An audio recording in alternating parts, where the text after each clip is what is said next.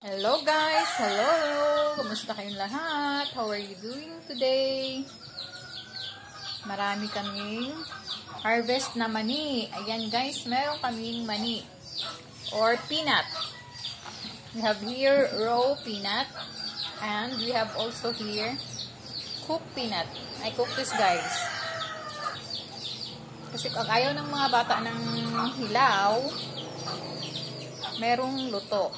Ayan, ito guys. Dapat sa mga bata to guys kasi patalino to. Kaya, ma'am, kumain ka na mani, ma'am ha? Para lalo kang tumalino, ma'am. Ayan, niluto ko na yan, ma'am ha? Magbaon ka yan, ma'am. Ayaw mo ng luto, may hilaw. Magbaon kayo yan. Kasi marami yan, di na maubos na sayang lang. Magbaon din, share kayo dun sa inyong mga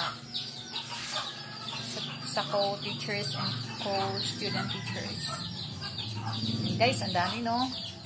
Thank you kay Papa God sa pagbigay nitong mani. Ang blessing nitong mani na dumami ang kanyang laman. At meron pa din papaya dito, guys. Oh, meron din. Ayan. Ito ang mga harvest doon sa aming garden, sa aming lugar, guys, sa Maganhan.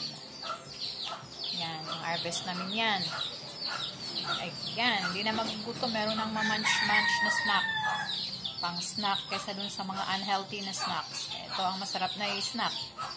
So, thank you for watching, guys. Please like, subscribe, and share. God bless us all.